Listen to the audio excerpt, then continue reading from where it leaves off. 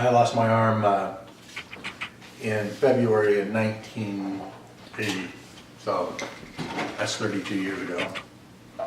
And I was working on oil for a wireline company. They do work in the oil field.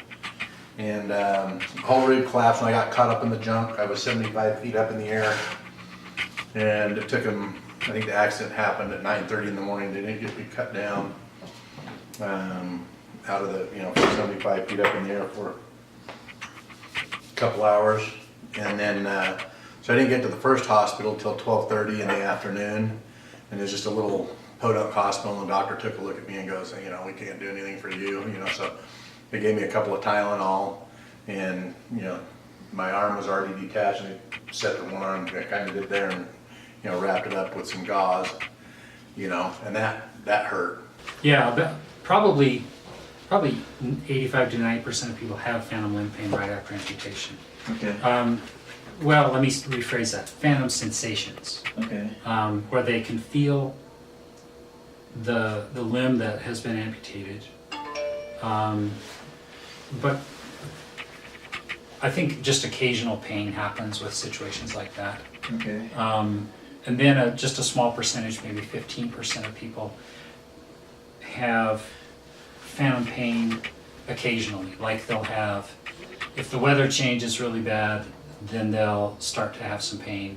Or, they go too hard on their prosthesis, walking too much or something like that. Okay. Then it'll bring up some pain or a particular point of pressure.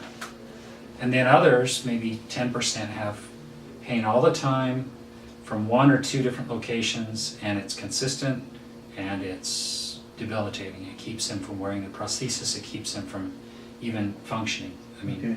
I know people who are in and out of the hospital several times a year for epidurals as a nerve block, or they have a nerve stim unit implanted that will just stimulate the nerves and keep the pain down. Okay. I know of people who've had other surgeries, other amputations at different levels to try and stop it. Yeah. They try mirror therapy, they try Neurontin, they try what is it called? Lyrica. They try pain meds. I have a friend who the only thing that kicks his limb pain is getting completely drunk. Right. Just, yeah. So once or twice a year, maybe every other year, he'll have, all of a sudden it'll just flare up, and the only thing that'll get it back down to a manageable level is just to get drunk. Yeah. It's weird. So, there are lots of different attempts at it.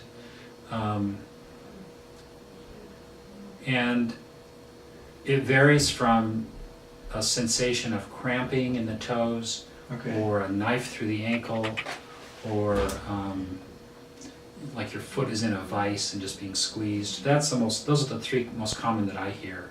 Okay.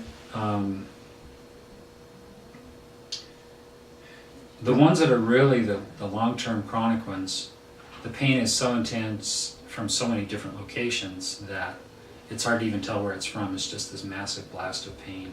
Hmm. But that really isn't a lot of people. Yeah. But for those people, it's Debilitating. really, really, really rough.